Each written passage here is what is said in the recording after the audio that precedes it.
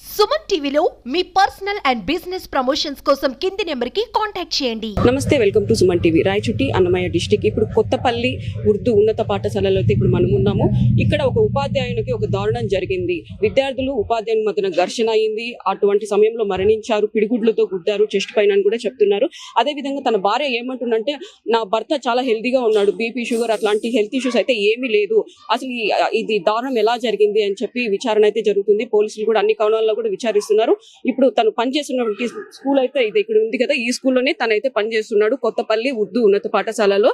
ఇప్పుడు దారుణం జరిగింది. ఇదే దారుణం ఇంకొకరికి జరగకూడదు అంటే ఖచ్చితంగా దీనికి న్యాయం అయితే జరగాలి, జస్టిస్ కావాలి అని చెప్పి వాళ్ళ భార్య కూడా అడుగుతున్నారు.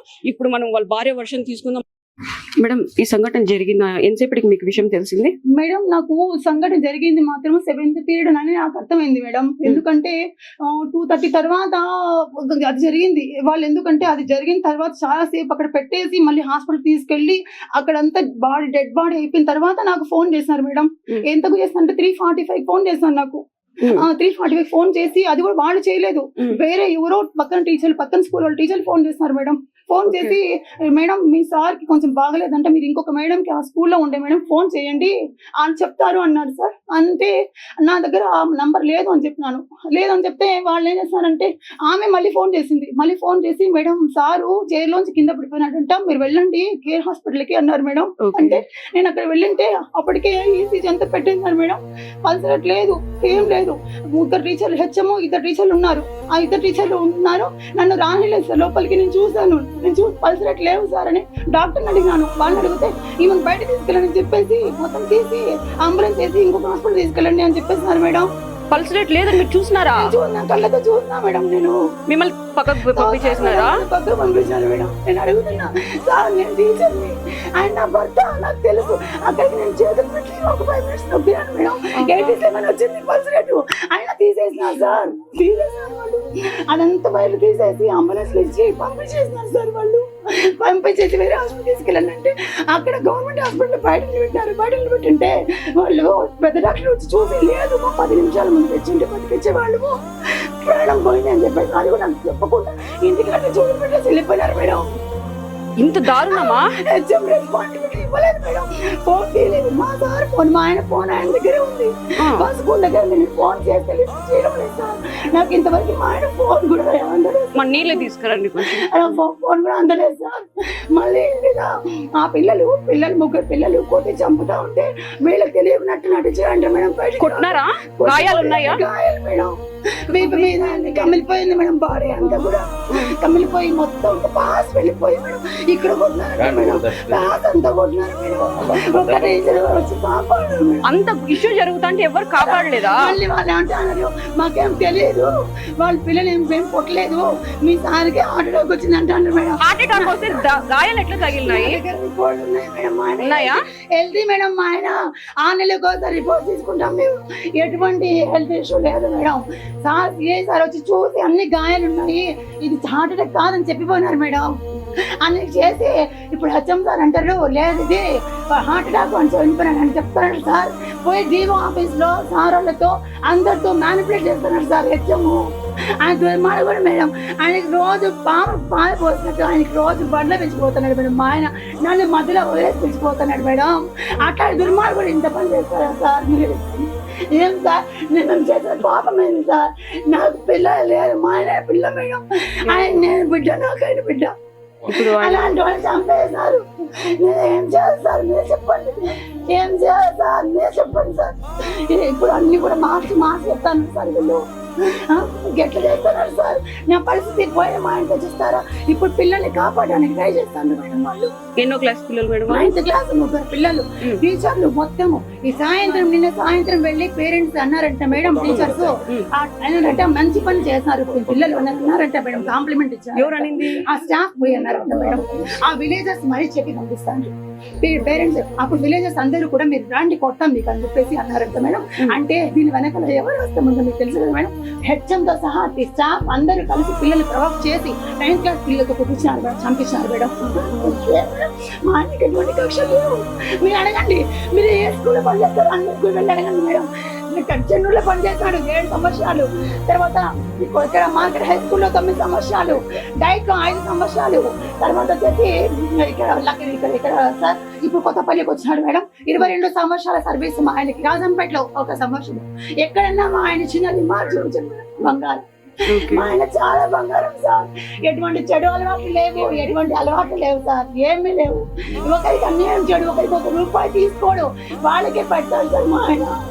ఎవరు బాగలేదంటే డబ్బు తీస్తారు మేడం. మొన్ననే మా స్కూల్లో పాప పేరెంట్స్ చనిపోయారంటే 3000 వచ్చి ఇచ్చి వెళ్ళాడు మేడం. అలాంటి వాళ్ళని చంపేస్తాను మేడం. మా ఆయన చంపేసి నన్ను ఇట్లా చేస్తాను మేడం. నేను ఎట్లా బతకాలి మేడం? నాకు ఆయన ఉంటుంది కదా నేను ఇంటికి వచ్చేది. ఇప్పుడు ఎందుకు ఇంటికి రావాలి నేను చెప్పండి. నేను మాత్రం ఆత్మహత్య చేసుకుంటే ఆ హెచ్ఎం పేరు, ఆ మొత్తం పేరు రాస్తాను సార్. నేను ఆత్మహత్య చేసుకునే ముందు మొత్తం చీటీలో హెచ్ఎం, పూర్తి టీచర్లు, తర్వాత ఆ పిల్లలు వాళ్ళే పూర్తి బాధ్యత. నా చావుకు, నా భర్త చావు కారణం నేను రాసి చచ్చిపోతాను సార్. నాకు ఈ జీవితం ఇంకా అవసరం లేదు. నేను బిడ్డల కోసం నేను బతుకున్నా, నా భర్త నా బిడ్డను బతుకున్నా. అలాంటిది నా భర్త చంపేస్తున్నారు. నేను ఎవరి కోసం బతకాలి చెప్పండి? నేను ఎవరి కోసం అన్నం తినాలా చెప్పండి?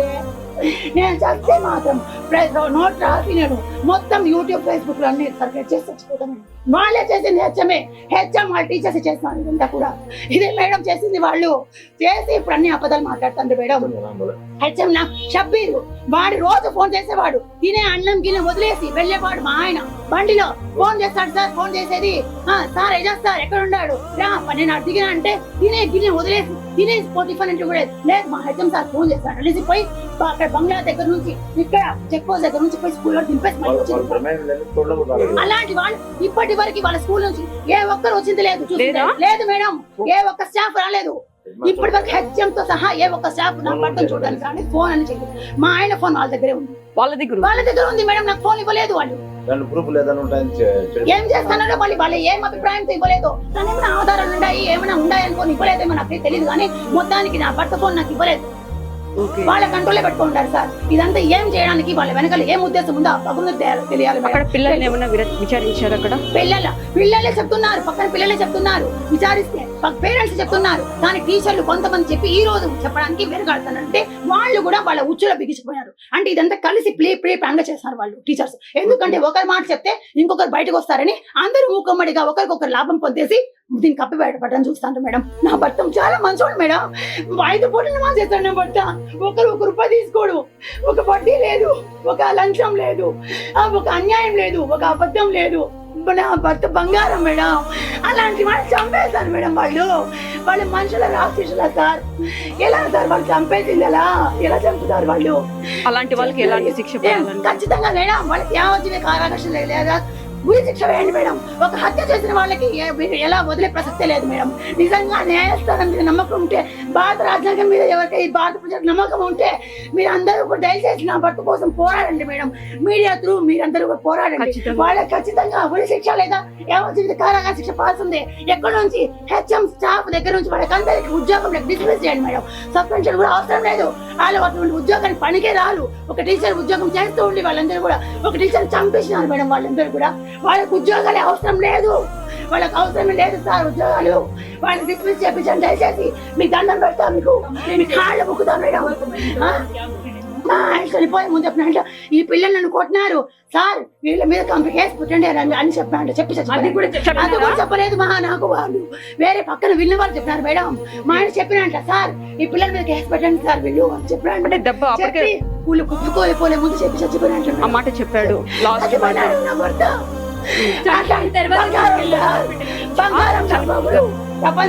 చనిపోయిన తర్వాత ఫార్మాలిటీగా తీసుకొని పోయి వెంటనే అక్కడికి వెళ్ళి ఆ హార్ట్ అటాక్ తో చనిపోయినని గవర్నమెంట్ హాస్పిటల్లో డెత్ సర్టిఫికేట్ ఇష్యూ చేయడానికి ట్రై చేస్తున్నారు.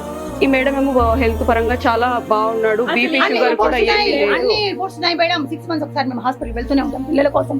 ఎటువంటి BP, diabetes, thyroid, bad cholesterol, తర్వాత ఇంకేమున్నాయి మేడం? ఏ మెంటల్ టెన్షన్స్, ఇలాంటి అలర్జీస్ ఏమీ లేవు సార్. ఒక్క జబ్బు లేదు. మా ఆయనకి అన్ని నార్మల్. మొత్తం హెల్త్ ఇష్యూస్. చాలా బ్లడ్ 13 బ్లడ్ మా ఆయన్ని. ఒక్క చెడు అలవాటు లేదు, గుట్కా లేదు, పాన్ ప్రాక్ లేదు, సారాయి లేదు, తిరగడాలు ఆడవాళ్ళతో తిరగడాలు లేదు.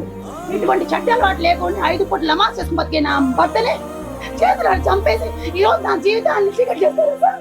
వీళ్ళు ఉపాధ్యాయులు చెప్పండి. వీళ్ళకి ఉదయం మీరే మాట్లాడండి సార్. ఉపాధ్యాయులు మేడం మీరు చెప్పండి మేడం. ఇప్పుడు అతను మీరు జరిగింది న్యాయం రేపు చేస్తారు మేడం. ఇంకొకరికి మీరు జరుగుతుంది. న్యాయం చేస్తారు చెప్పండి. శిక్ష వాళ్ళు పడాలి. ఉపాధ్యాయులు ఇలా చేస్తే మీకేమనిపిస్తుంది అని చెప్పి వాళ్ళు ఉపాధ్యాయులు పనికొస్తారా మీరు చెప్పండి మేడం. మీరే చెప్పండి మేడం. మీరు ఉపాధ్యాయులుగా పుట్టవుతారా? ఉపాధ్యాయులుగా ఉండి మీరు నిజాన్ని కప్పిపుచ్చడానికి ట్రై చేస్తానవే మీరు ఉపాధ్యాయులుగా పనికొస్తారా? మీరు ఉపాధ్యాయులుగా పనికొస్తారు చెప్పండి నిజంగా. మీరు ద్రోహులు, మీరు హంతకులు, మీరు ఉపాధ్యాయులుగా ఉన్న హంతకులు, ఉపాధ్యాయుల రూపంలో ఉన్న హంతకులు మీరు. ఏం మేడం ఇలానే చేసేది? 15 ఏళ్ల పిల్లోడు 14-15 ఏళ్ల పిల్లలు అంత బ్లడ్ రాకుండా అంత కమిలిపోయేటట్లు కొట్టినారంటే ఎవరైనా టీచర్స్ వెనక పక్క నుంచి ప్రోద్బలం లేకుండా వాళ్ళు కొట్టింటారా? ఎవరైనా సపోర్ట్ లేకుండా ఖచ్చితంగా ఉంది. అందుకే వెళ్ళి పిల్లల్ని అప్రిషియేట్ చేస్తాను సార్. ఇప్పుడు ఈ రోజు ఉదయం వెళ్ళి అప్రిషియేట్ చేస్తానంటే పిల్లల్ని వాళ్ళు బాగా చేస్తాను మీరు మంచి పని చేస్తారన్నారంట వాళ్ళు. ఈ విషయం మీకు ఎలా తెలుసు? ఊళ్ళో వాళ్ళు చెప్పినారు. విన్నారంట ఊళ్ళో వాళ్ళు చెప్పి విని చాటలు తీసుకున్నారంట. మీరు రండి మా ఇళ్ళ కాడికని వాళ్ళ పిల్లల్ని అప్రిషియేట్ చేయడానికి వెళ్ళినారు టీచర్లు. ఎందుకు అంత కక్ష దేనికంటారు? మా ఆయన మేడం పంక్చువల్, మా ఆయన చాలా పంక్చువల్. వాళ్ళు సరిగా సక్రమంగా టైంకి రారు, రాసి చెప్పరు, మా గైడ్లు పెట్టి రాపిచేస్తారు. మా ఆయన ప్రతిరోజు ప్రిపేర్ అయి వెళ్తాడు. చూడలేకపోయినాడు మేడం. నేను పంక్చువాలిటీ, నేను డిసిప్లిన్ చూడలేకపోయినా. మళ్ళీ అందరితో మాత్రం బ్రహ్మాండంగా ఉంటాడు మేడం. ప్రతి ఒక్కరికి హెల్ప్ చేస్తాడు. మా ఆయన బంగారం మేడం. అలాంటి వాడిని ముందు పక్క మంచిగా ఉండి వెనక పక్క చంపిస్తారా మీరు? చూడండి మేడం ఎలా మేడం ఇలా చేస్తారు. మీరు కూడా ఒక టీచర్. మీరు కూడా టీచర్. నేను టీచర్ కలిసి స్కూల్లో మ్యాథ్స్ టీచర్. నేను నా గురించి వెళ్ళాను మేడం. ఉన్నాను నాతో పాటు కలిసిపోతారు మేడం. మీకు తెలుసు కదా నేను ఎలాంటి మనిషి మేడం. ఒక్క విషయం చెప్పండి. నేను ఎలాంటి మనిషి దగ్గర నేను ఎలాంటి ఎన్నిసార్లు పని చేస్తాను మేడం. మీరు ఒక్క మాట నేను ఇలాంటి దాన్ని పెట్టుకొని నన్ను అన్యాయం చేస్తాను కదా మేడం. నాకు జీవితం లేకుండా చేస్తున్నారు కదా మేడం. ఎట్లా మేడం వాళ్ళు వదిలా మీరు చెప్పండి మేడం. ఇంటికి తీసుకొస్తానే లోపల చూసినారు గాయాలు. మొత్తం షర్ట్ తీస్తారు మేడం. మా సాంప్రదాయం ప్రకారం బట్టలు తీస్తే అన్ని గాయాలు ఉన్నాయి మేడం. కమిలిపోయి ఉన్నాయి మొత్తము. వాళ్ళు మచ్చలు అనుకోని పోలీసులు పిలిపించినారు మేడం. పిలిపించి మా ఇది ఏమన్నా మచ్చనా అని అడిగితే లేదు సార్ ఈ మచ్చ కాదంటే మరి ఏందని వాళ్ళు అనుమానం.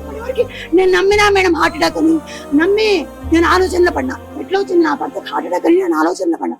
అలాంటిది చంపేసి సార్ సార్ నమస్తే సార్ మురళి సార్ నమస్తే సార్. ఆయన ఎట్లాంటి వాడు తెలుసు కదా సార్.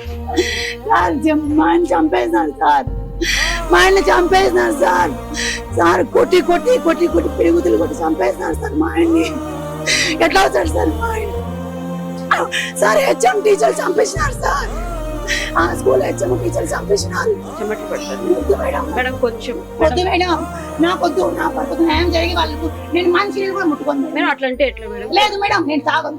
నేను నీళ్లు ముట్టుకోను, అన్నము తినను. ఈవెన్ నాకు ప్రాణం పోయేటప్పుడు నేను శివశ చేసుకున్నప్పుడు నోట్ రాసుకోండి. ఎందుకంటే నాకు నిజంగా న్యాయం జరగకపోతే అప్పుడేం జరుగుతుంది? చనిపోయిన కన్నా నాకు న్యాయం జరగాల్సిందే. వాళ్ళకు డిస్మిస్ చేయాల్సిందే. డిస్మిస్ చేయాల్సిందే. హెచ్ఎం తో సహా ఆ స్టాఫ్ మొత్తం డిస్మిస్ చేయాలి. సస్పెన్షన్ కూడా నేను ఒప్పుకోను మేడం. ఇలాంటి వాళ్ళు ఉద్యోగానికి పనికిరాదు. నేరస్తుల్ని పెంచి పోషిస్తూ నేరస్తుల్ని కప్పిపుచ్చుతారా? ఒక హంతకుని తయారు చేస్తూ స్కూల్లో పిల్లల్ని వాళ్ళని కప్పిపుచ్చడానికి ట్రై చేస్తారా? మీ టీచర్లేనా? మీకు అప్పుడు పిల్లలు లేరు, మీకు భార్య బిడ్డలు లేరు, మీకు అక్క చెల్లెలు లేరు. ఒక ఆడదాన్ని అన్యాయం చేస్తారా? వాళ్ళేం టీచర్లు మేడం, వాడేం హెడ్ మాస్టర్ మేడం. వాడు హెడ్ మాస్టర్ అనే పేరుకి కలంకం. వాడు ఇలా చేస్తారా ఎక్కడన్నా? ఒక ఆడదాన్ని ఇప్పుడు నా జరిగిన అన్యాయం ఎవరు పోలుస్తారు సార్? ఎవరు తీరుస్తారు? ఎవరు పోలుస్తారు నా అన్యాయాన్ని? ఎవరు తీర్చగలరు మేడం? మరి వాళ్ళకి న్యాయం జరగాలి కదా మేడం. చనిపోయిన నా భర్తకు న్యాయం జరగాలి కదా మేడం. జరగాలి. కాకపోతే న్యాయం జరగాలని మీరంతా మీరు న్యాయం చేయండి సార్. దండం పెడతాను సార్. చనిపోయిన నా భర్త ఆత్మన శాంతిస్తుంది సార్. మీరు దండం పెడతారు సార్. మేడం మీరు న్యాయం చేయండి మేడం. నా భర్త ఆత్మకన్నా శాంతి జరుగుతుంది మేడం. ప్రతి ఒక్కరు చూస్తే జస్టిస్ అవ్వాలని ప్రతి ఒక్కరు వాళ్ళని పెట్టలేకండి సార్. ఆ హెచ్ఎం టీచర్లను ఉద్యోగం పెట్టగాకండి. ఆ పిల్లల్ని యావజ్జీవిత శిక్ష వేయండి. జీవితంలో ఏ టీచర్కి ఇలాంటి నరకం చూడకూడదు. నా భర్త నరకం చూసి చనిపోయాడు. ఎంత ఏడ్చినాడు, ఎంత అనుకున్నాడు. ఎన్నిసార్లు నా తలుచుకుంటాడు మేడం. నేనంటే పిచ్చి ప్రేమ మేడం ఆయనకి. ఎంత ప్రేమ మేడం నేనంటే. ఎన్నిసార్లు అడిగింటాడు నన్ను. అట్లా చంపేసినాడు సార్. వాళ్ళు చేతులాలు చంపినాడు. లాస్ట్ ఏం మాట్లాడినారు మేడం మీతో ఇంట్లో నుంచి బయటకు వెళ్ళేటప్పుడు? గానీ నాకు స్కూల్ దగ్గర డ్రాప్ చేస్తున్నారు మేడం. స్కూల్ దగ్గర డ్రాప్ చేస్తూ దారిలో ఏం మాట్లాడంటే నేను ఈరోజు స్టడీ అవర్ ఉంది, 5 వరకు ఉంటాను, నువ్వు వెళ్ళిపో, ఆటోలో వెళ్ళిపో, బండి లేదు, పాప తీసుకెళ్లిపోయింది, నువ్వు వెళ్ళిపో, ఆటోలో వెళ్ళిపో. లేదు నేను నడుచుకుంటే వాకింగ్ లా ఉంటుంది, సరే నీ ఇష్టం అన్నాడు. నాకు ఆ మాట చెప్పేసి వెళ్ళినాడు. మధ్యాహ్నం ఇంటికి వచ్చి మా పెట్స్ ఉన్నాయి సార్ మేడం, వాటికి తీసి అది ఉడకబెట్టి చికెన్ వేసేసి లాక్ చేసి వెళ్ళిపోయి ఉన్నాడు. అది ఇంటికి వచ్చి చూసిన రాత్రి. ఓకే, మధ్యలో కాల్స్ కూడా ఏం ఏం కాల్స్ చేయడం లేదు, ఎందుకంటే ఆయన ఊర్లోనే ఉన్నాడు, నేను ఊర్లోనే ఉన్నానని. ఆయన కాల్స్ స్కూల్ టైంలో అస్సలు చేయడం మేడం. ఏదైనా ఎమర్జెన్సీ ఉంటేనే, ఇంట్లో ఏమైనా ఎమర్జెన్సీ ఉంది, మా అత్తమ్మ వచ్చారు, మా అమ్మ వచ్చింది, నడవలేకుంది అంటే అప్పుడు మాత్రమే ఫోన్ చేసి నేను వెళ్తున్నాను అమ్మని పిలుచుకోవడానికి అని చెప్తాడు, కానీ ఎప్పుడు చేయడం మేడం. అలాంటి మనిషి 5 గంటలకు వస్తాడు ఇంటికంటే నాకు 4 గంటలకి నా చేతికి సెలవు ఇస్తారు సార్ వాళ్ళు. చూడండి సార్, 3:30కి 3 గంటలకి 80కి 40కి ఇంటర్వెల్ అయిపోయిన తర్వాత శవం ఇస్తారా సార్? వాళ్ళు చంపేసి 4కు పిలిచి తీసుకుపోని కొద్దిగా శవంగా అంటారు సార్. నేను ఎట్లా బతకాలా సార్? నేను ఎవరి కోసం బతకాలా సార్?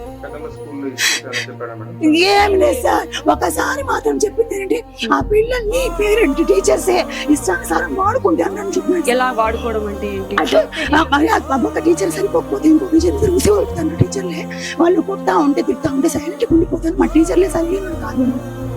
ఎప్పుడు చెప్పినారు ఇది? చెప్పి కూడా దాదాపు 3 నెలల పైన అవుతుంది సార్. 3 నెలల పైన అవుతుంది. ఆ ఇష్యూని ఇదంటారా? కాదు, ఇది కొత్త ఇష్యూ. అంటే అది వేరే వాళ్ళ విషయం జరిగింది చెప్పినాడు. ఇదే ఏం చేసి ఆ జరిగింది వాళ్ళ జరిగింది. ఈ రోజు నా భర్త మీదకి వచ్చేసింది. ఓకే, చూడండి మేడం, పిల్లలు చేసిన పని పిల్లలతో చేపించినాడు. టీచర్స్ వాళ్ళని ఉసిగొలిపి చేపించినాడు. డిసిప్లిన్ పెట్టారని. ఓకే ఓకే, డిసిప్లిన్ పెడతాడు మేడం. ఒక డ్రిల్ మాస్టర్ లేడీ అని అమ్మ పక్కన పెట్టి డిసిప్లిన్ పెడతాడు మేడం. అందుకు చంపేస్తాను మేడం. పిల్లలు డిసిప్లిన్ పెడతానని చంపేస్తాను సార్ నా భర్తని. తల్లిదండ్రుల తర్వాత గురువులే చూడండి మేడం భావిస్తారు. అట్లా చంపేస్తే ఎట్లా మేడం? చంపేసి విద్యాబుద్ధులు చెప్పేది ఎట్లా మీరు చెప్పండి మేడం? చంపేస్తారా అట్లా? అంటే టీచర్లు చదువు చెప్తే చంపేస్తారా సార్? మరి చదువు చెప్పండి టీచర్లు ఏం చేయాలి మేడం? ఇప్పుడు చంపించే టీచర్లు ఏం చేయాలా? చదువు చెప్పే టీచర్లనే మీరు ఇంత శిక్ష విధించారు కదా, చదువు చెప్పకుండా ఇట్లాంటి పనులు చేసే టీచర్లు ఏం చేయాలి చెప్పండి? వాళ్ళు ఉరి శిక్ష కదా, అవునా కదా మేడం? థ్యాంక్స్ మేడం, మీ ఆన్సర్కి నేను నిజంగా నేను అది జరుగుతుందో లేదో నేను మనస్ఫూర్తిగా అభినందిస్తున్నా. చదువు చెప్పే టీచర్లు చంపేస్తే చదువు చెప్పండి టీచర్లను ఏం చేయాలి? ఉరి శిక్ష వేయాలి. చదువు చెప్పండి టీచర్లను. పిల్లలకు గైడ్ పెట్టి రాపించే టీచర్లు ఏం చేయాలి? పిల్లలు డిసిప్లిన్ గా ఉండని టీచర్లు ఏం చేయాలి? స్కూల్ రెగ్యులర్ గా రాని టీచర్లు ఏం చేయాలి? రెగ్యులర్ గా వచ్చి పిల్లలకి డిసిప్లిన్ పెట్టి క్లాస్ రోజు నోట్స్ ప్రిపేర్ చేసుకుని, ఈ రోజు కూడా చూపిస్తా మేడం నోట్స్, ప్రతి రోజు నోట్స్ ప్రిపేర్ చేసుకుంటారు మా ఆయన. నోట్స్ ప్రిపేర్ చేసి నోట్స్ చెప్తాడు పిల్లల కోసం చేస్తే మీరు చంపిస్తారా? నా పక్కనే చంపిస్తారా? అనిపించలేదు, మళ్ళీ మ్యానిపులేట్ చేయాలని చూస్తాను. పాపం అనిపించకుండా మ్యానిపులేట్ చేస్తాను. కొట్టేటప్పుడు ఎలా చేతులు వచ్చినాయి నాకు అర్థం కావట్లేదు. తట్టుకుని ఇట్లా ఏడ్చుంటాడు మేడం. మనం ఇంత మనిషి మేడం. ఇంత నొప్పి తగిలితేనే మనం తట్టుకోలేము. ఎట్లా తట్టుకున్నారు మేడం? మేడం నేను ఎట్లా బతకాలి? ఎవరి కోసం బతకాలి మేడం? నాకు ప్రపంచం కనిపించడం లే మేడం. నాకెవరు లేరు మేడం, నాకెవ్వరు లేరు. నాకు మా ఆయన తప్ప నాన్న లేడు, అన్న లేడు, తమ్ముడు లేడు, భర్త లేడు, బిడ్డ లేడు మేడం. పిల్లలు లేరు మేడం. ఆయన నా బిడ్డ చంపేశారు మేడం. ఏం చేయాలి చెప్పండి? పోస్ట్ మార్టం అయిందా మేడం? అక్కడ జరుగుతుందా? చూడండి మేడం, ఏం చేయాలి? Okay madam. మేడం పరిస్థితి అసలు ఏం జరిగింది?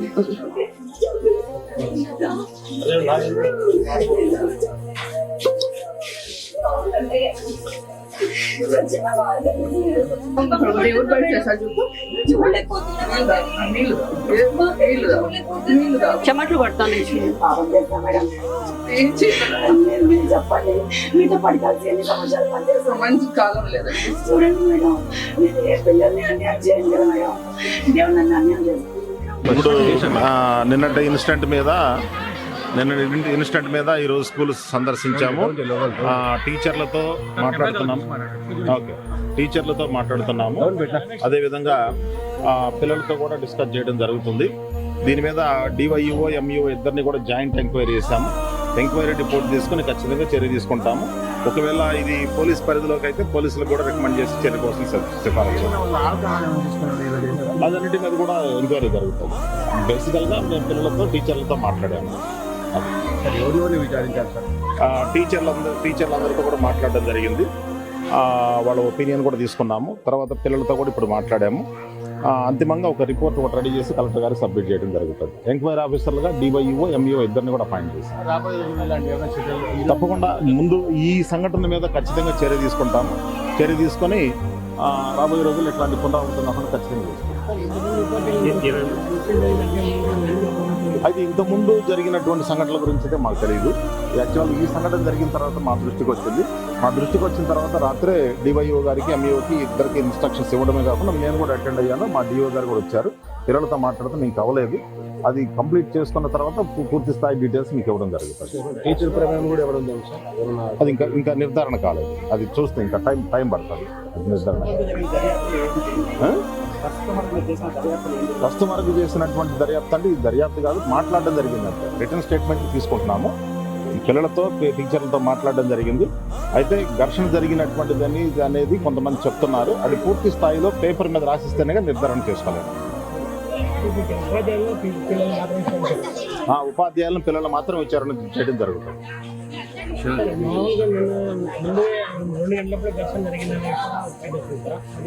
ఆ టైం గురించి కూడా నాకు తెలిసింది ఏంటంటే మా టీచర్లతో కొంచెం మాట్లాడినప్పుడు అది 7th పీరియడ్ ఆ ప్రాంతంలో జరిగినట్టుగా చెప్తున్నారు. ఏదైనా సరే పేపర్ స్టేట్మెంట్ అన్ని తీసుకుంటాము. తీసుకున్న తర్వాత పూర్తి స్థాయి నిర్ధారణ కావడం జరుగుతుంది. అంటే ఇప్పుడు ఎంక్వైరీ జరుగుతుంది కదా, ఎంక్వైరీ పూర్తయిన తర్వాత ఇస్తాము. కలెక్టర్ గారికి కూడా మా డిఓ గారు బ్రీఫ్ చేస్తారు.